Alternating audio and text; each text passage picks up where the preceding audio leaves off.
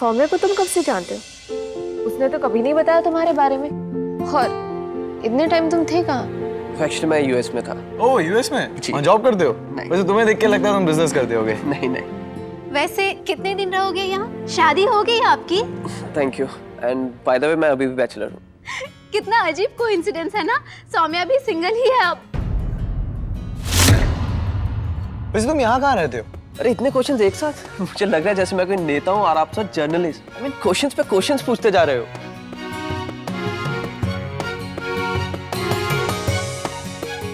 और तभी एक भी सवाल का जवाब नहीं दे पाए।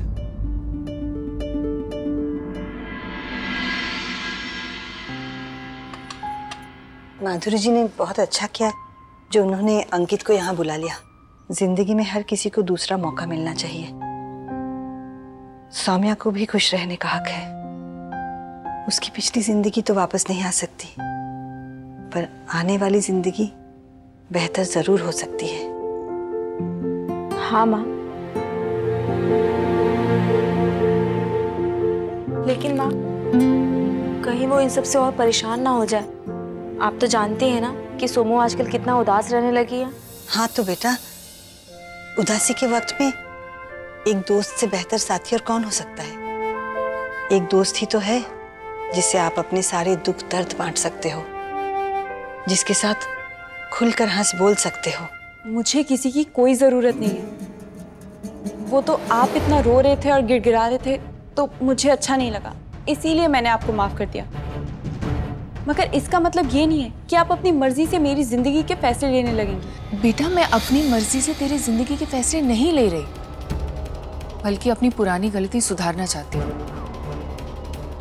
हाँ, मैंने तुझे घर से निकाल दिया, ये मेरी गलती थी, लेकिन उससे भी बड़ी गलती ये थी कि मैंने कभी भी तुझे ना समझने की कोशिश की और ना ही समझाने की।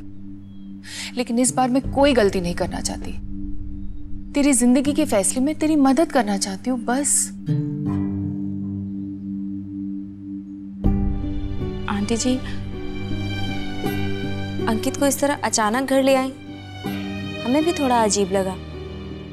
हम समझते हैं कि आप चाहती हैं सोमू अपनी जिंदगी में आगे बढ़े, पर इतनी जल्दी ये सब।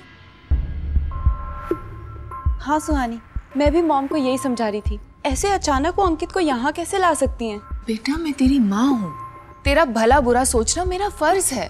मॉम प्लीज, आप रहने दीजिए। जब आपको फर्ज निभाना था तब तो आपने निभाया नहीं। अब आप प्लीज मुझे अकेला छोड़ दीजिए। आंटी जी, आप थोड़ा वक्त दे दीजिए सोमू को। पर सौम्या। आंटी जी, आप अंकित और सोमू को अकेले छोड़ दीजिए। दोनों अकेले में एक दूसरे से बात करेंगे तो ज्यादा अच्छे से समझ पाएंगे। सुहानी, तू भी।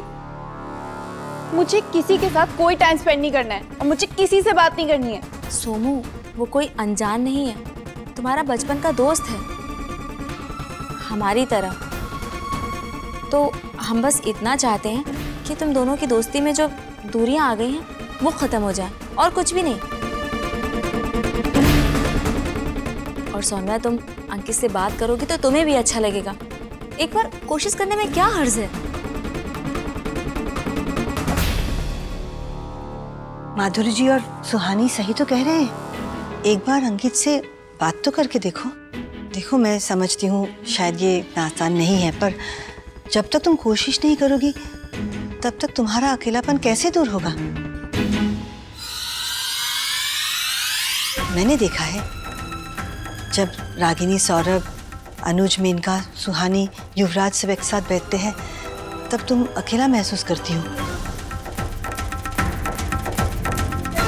सौम्या, अपने आप को एक और मौका दो अंकित के साथ।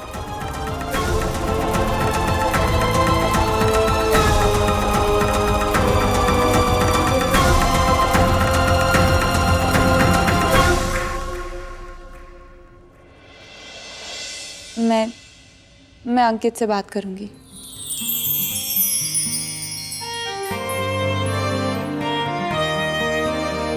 थैंक यू बेटा।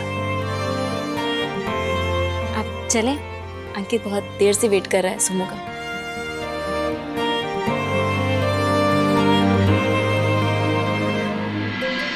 डाइट भेल, lime water, diet cookies and green tea. अरे मैम ये सब क्या है? तुम्हारी तबीयत तो ठीक है ना? तुम कब से इतनी डाइट फ्रीक हो गई हो? मैं और मेरा मोटापा अक्सर ये बातें करते, जो हम पराठे ना खाते तो दुबले होते, जो समोसे ना ठूसते तो दुबले होते, इसलिए अब डाइट करते हैं। हाय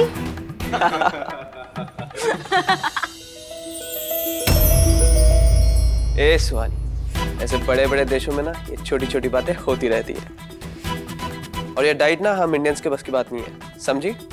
अच्छा, तो मतलब तुम अपने आप को इंडियन मानते हो?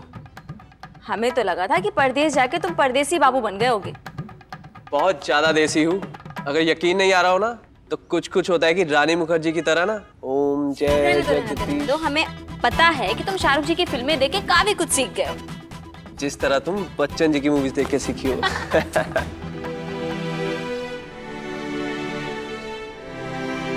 ओहो सुहानी जीजी, क्या है ये? कब से आप दोनों फिल्मों की बातें कर रहे हो? इनका भाभी ये तो हमेशा करा है। मतलब हम हैं बच्चन साहब के फैन और ये शाहरुख जी के, तो हम दोनों यही प्रूव करने में लगे रहते थे कि बेस्ट कौन है। सीरियस यार, अब आप लोग ही बताइए, रोमांटिक हीरोज अच्छे होते हैं या angry young man? I mean ये एंग्री यंग मैन किसे पसंद आते हैं? हमें तो एंग्री यंग मैन ही पसंद है।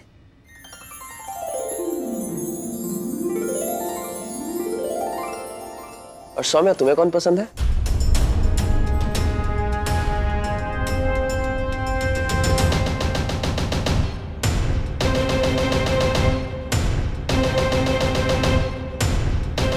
कोई नहीं।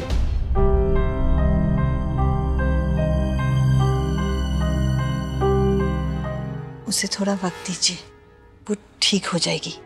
मुझे यकीन है अंकित के आने से कृष्णा का दुख वो धीरे धीरे भूल जाएगी। ऑफ कोर्स टाइम सब कुछ ठीक कर देता है ना सुहानी? और जो वक्त ठीक नहीं कर पाता वो अंकित कर देता है। अरे ये लाइन तुम्हें अब तक याद है? एक फिल्मी लाइन थी, तुम सबको चिपकाते रहते थे, तो याद कैसे नहीं रहेगी?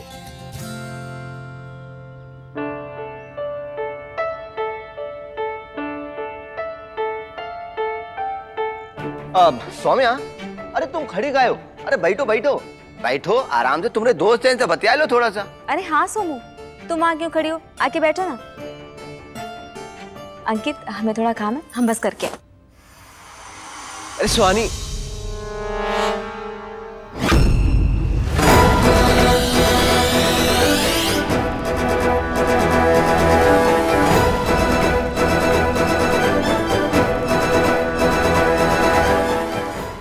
सौम्या तुम वहां पर क्यों खड़ी हो? आओ ना। हाँ सोमू, आओ ना, बैठो आके तुम। आओ।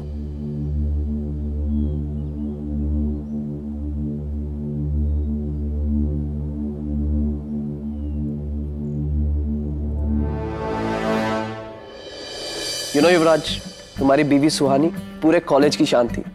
इतनी स्मार्ट एनर्जेटिक लड़की, बाय गॉड ऐसा कोई भी काम नहीं था जो ये ना कर पाती हो। आई नो, सुहानी के बारे में मुझे सब पता है, बट फिर भी मुझसे ज्यादा नहीं। क्यों सुहानी? अच्छा सौम्या, तुम बताओ, व्हाट्स अप विद यू?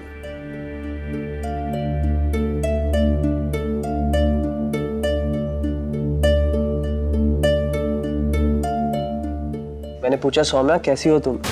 पति के छोड़ने के बाद एक लड़की का जो हाल होता है वही हाल है मेरा।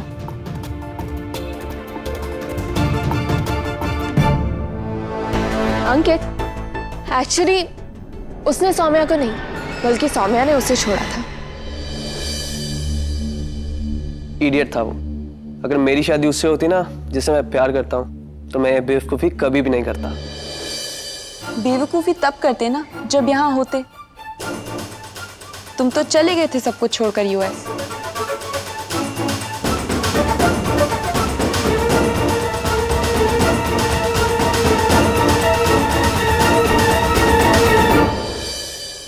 अंकित, बेटा आज रात का खाना हमारे साथ यहीं पर खाकर जाओ। जी आंटी।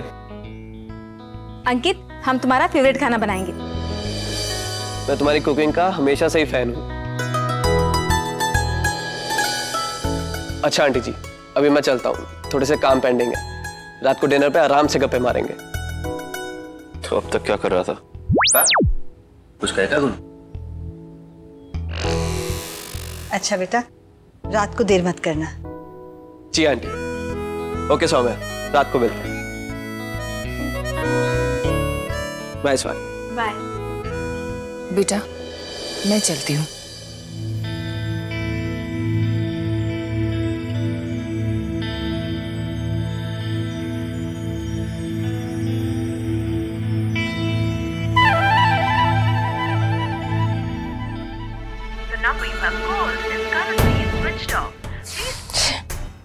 दादी का तो फोन ही नहीं लग रहा, स्विच ऑफ आ रहा है।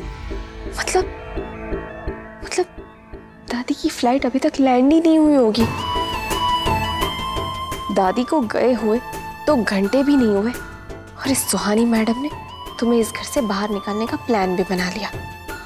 नहीं भाभी, ये सुहानी का नहीं, ये सब मॉम ने किया है।